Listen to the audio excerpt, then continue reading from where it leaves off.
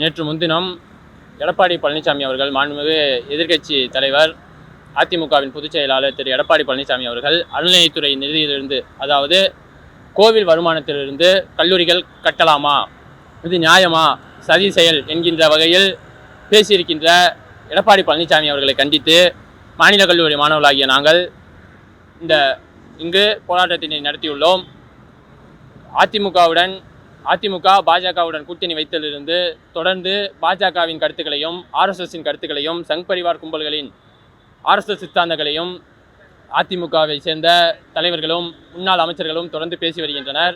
முருகன் மாநாட்டில் கூட அதிமுகவை சேர்ந்த முன்னாள் அமைச்சர்கள் கலந்து கொண்டார்கள்.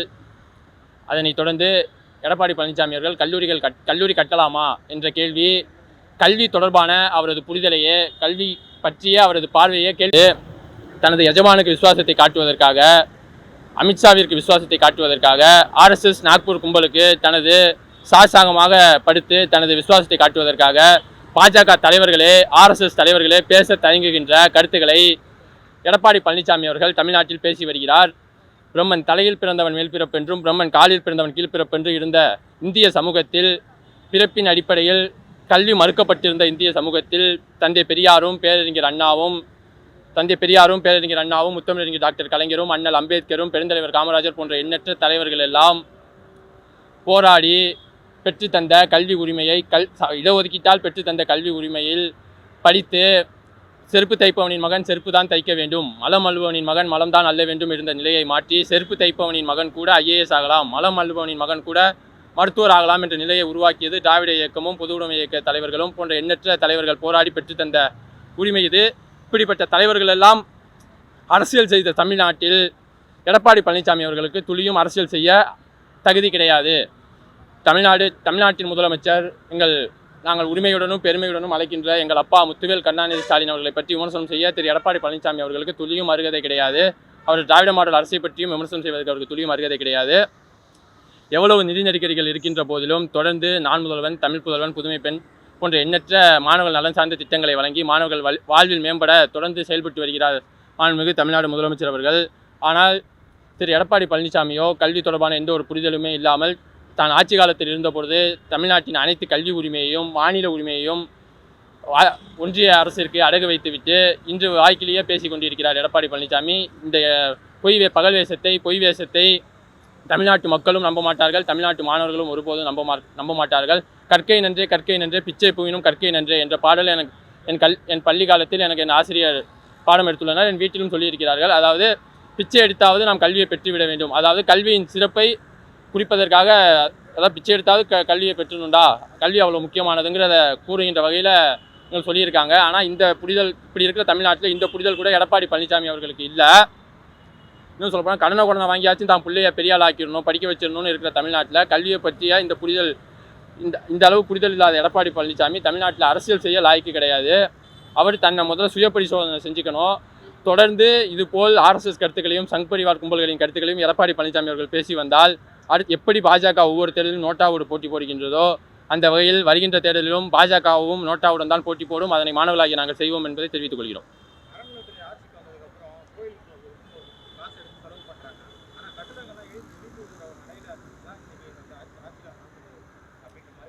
அதாவது தமிழ்நாடு முதலமைச்சர் மாண்புமிகு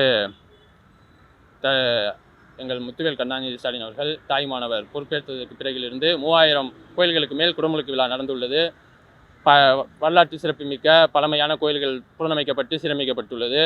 எடப்பாடி பழனிசாமி அவர்கள் வன்மத்தை கக்க வேண்டும், தனது எதிர்ப்பை பதிவு செய்ய வேண்டும் என்கின்ற தேர்தல் பதட்டத்தில் எதையாவது வாய்க்கு வந்ததெல்லாம் உளறி கொண்டிருப்பார். குறிப்பாக இந்து சமய அறநிலையத்துறை மீது கேள்வி கேட்கும் ஒவ்வொரு நபர்களும், அதை ஹெச் ராஜா கேட்டிருந்தாலோ இல்லை ஆர்எஸ்எஸ் சார்ந்தவங்க கேட்டிருந்தாலோ ஒரு குறிப்பிட்ட பிரிவினர் கேட்டிருந்தாலோ அது அதிர்ச்சி அடையவோ ஆச்சரியப்படவோ எதுவுமே கிடையாது.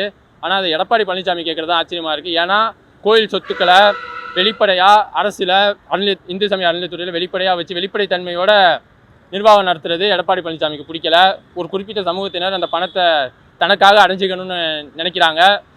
குலக்கல்வி திட்டத்தை எதிர்த்த தமிழ்நாடு, பார்ப்பன ஆதிக்கத்தை எதிர்த்த தமிழ்நாடு, குறிப்பாக இப்போ நம்ம இருக்கிற மாநில கல்லூரியில் கூட பார்ப்பன ஆதிக்கம் மேலோங்கி இருந்த மாநில கல்லூரியில் கூட பார்ப்பன ஆதிக்கத்தை உடைத்து கல்வி அனைவருக்கும் கிடைக்க வேண்டும் என்ற கல்வி புரட்சி செய்த இடம் மாநில கல்லூரி.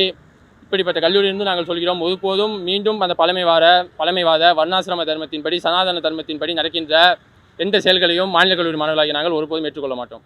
எடப்பாடி பழனிசாமி வந்து அடுத்த எம்ஜிஆர், அடுத்த அம்மா, சின்னம்மான்னு அவங்க என்ன வேணாலும் சொல்லிக்கலாம். அவங்க வாய், அவங்க எது வேணாலும் பேசுவாங்க. மக்கள் நாங்கள் பார்க்கணும். தன் கட்சியின் நிறுவனர் எம்ஜிஆர் அவர்கள் அறநிலையத்துறை நிதியிலிருந்து கல்லூரி கட்டியிருக்காரு. இந்த வரலாறு கூட எடப்பாடி பழனிசாமிக்கு தெரியல. இவர் சாத்தாங்கமாக காலில் விழுந்து வணங்கின அம்மையார் ஜெயலலிதா அவர்கள் அறநிலையத்துறை நிதியிலிருந்து கட்டப்பட்ட கோயிலில் நடைபெற்ற பட்டமளிப்பு விழாவில் கலந்துக்கிட்டாங்க. இதை இந்த எடப்பாடி பழனிசாமி, இன்னைக்கு பேசுகிற யோக்கிய சிதாமணி எடப்பாடி பழனிசாமி அவர்கள் இதே அறநிலையத்துறை நிதியிலிருந்து கல்லூரிக்கு நிர்வாக கட்டணம் கொடுத்துருக்கிறாரு. இந்த வரலாறு தெரியாமல், தான் என்ன செஞ்சோங்கிறதே தெரியாமல், தனது முதலாளிக்கான விசுவாசத்தை காட்டுறதுக்காக, அமித்ஷாவுக்கு தன்னோட விசுவாசத்தை காட்டுறதுக்காக எழுதி கொடுத்த பேப்பரை அப்படியே மக்கப் பண்ணி ஒப்பிச்சிருக்காரு எடப்பாடி பழனிசாமி. அவர் இன்னும் எப்படி அடுத்த எம்ஜிஆர், அடுத்த சிவாஜின்னு என்ன வேணாலும் இவங்க சொல்லிக்கலாம். எடப்பாடி பழனிசாமி எங்களை பொறுத்த வரைக்கும் ஜோக்கர் தான்.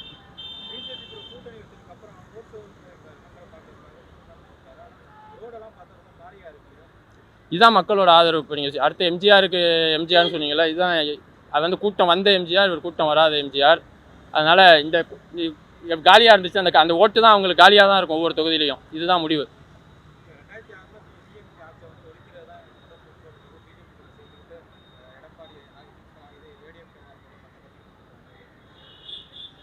தமிழ்நாட்டு மக்கள் தெளிவாக இருக்காங்க. வருகின்ற தேர்தலில் மாணவர்களும் தெளிவாக இருக்கோம். திமுக பெரும்பான்மையான தொகுதிகளை பெற்று ஆட்சி அமைக்கும். அதில் எந்த ஒரு மாற்று கருத்தும் கிடையாது. என்னடா நாங்கள் திமுக கார மாதிரி பேசுகிறேன்னு நினைக்காதீங்க. மாணவர்களுக்கு தெரியும், மக்களுக்கு தெரியும் எது நல்லாச்சு, எது நம்மளோட உரிமையெல்லாம் மீட்டது.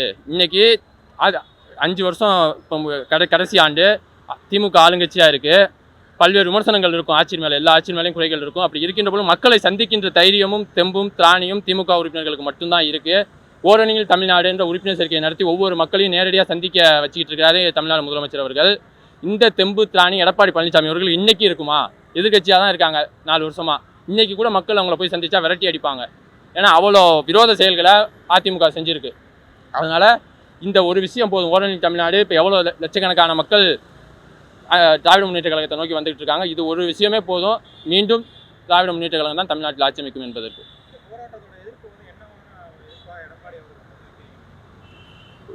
மாணவர்கள் வந்து முக்கியமாக அந்த விஷயத்தை நான் சொல்ல மாட்டேன். நாங்கள் இங்கே வச்ச கோரிக்கையை அவரை மன்னிப்பு கேட்கணும், அவர் சொன்ன ஸ்டேட்மெண்ட்டை பின்வாங்கணுங்கிறதே கிடையாது. அது வந்து சவார்கர் பரம்பரைக்கு, சவார்கர் கும்பலுக்கே உரியது. மன்னிப்பு எளிதாக கேட்டுட்டு கடந்து போயிடுவாங்க.